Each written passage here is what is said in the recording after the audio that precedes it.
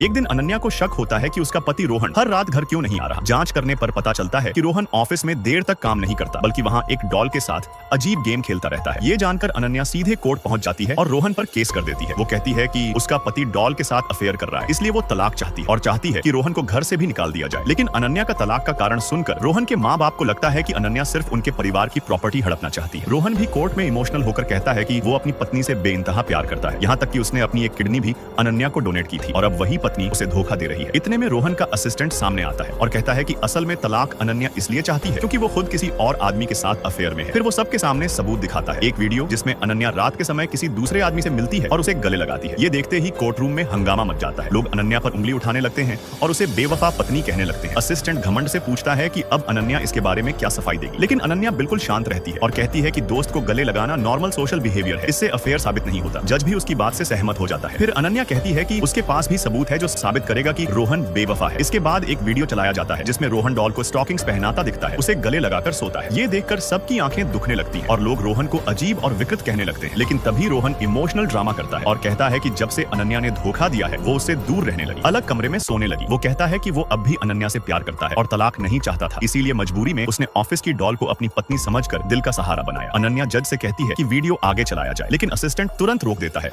और आरोप लगाता है कि ये वीडियो चोरी छिपे रिकॉर्ड किया गया है और ये प्राइवेसी का उल्लंघन है। अनन्या जवाब देती है कि ऑफिस के कैमरे खुद रोहन ने लगवाए थे, उसने कोई चोरी नहीं की। फिर असिस्टेंट दोबारा याद दिलाता है कि रोहन ने अनन्या को किडनी दी थी और अनन्या इतना एहसान फरामोश होकर ऐसे वीडियो दिखाकर उसकी बेइज्जती नहीं कर सकती। अब लोग रोहन पर तरस खाने लगते हैं। उन्हें लगता है कि डॉल के साथ खेलना बस एक अजीब शौक है, इससे अफेयर साबित नहीं होता। धीरे धीरे माहौल फिर से अनन्या के खिलाफ हो जाता है। असिस्टेंट आगे खुलासा करता है कि शादी के 3 सालों में रोहन ने अनन्या पर सब कुछ लुटा दिया, जबकि अनन्या ने पत्नी होने का कोई फर्ज नहीं निभाया। सास ससुर भी अनन्या को लालची और एहसान फरामोश बताते हैं। वो कहते हैं कि सिर्फ प्रॉपर्टी हथियाने के लिए अनन्या ने ऐसे वीडियो दिखाकर रोहन की बदनामी की है और वो उसे जेल भिजवाकर ही दम लेंगे। पूरा माहौल एक बार फिर रोहन के पक्ष में हो जाता है, लेकिन तभी किसी की नजर वीडियो के एक सीन पर जाती है। डॉल हिल रही होती है।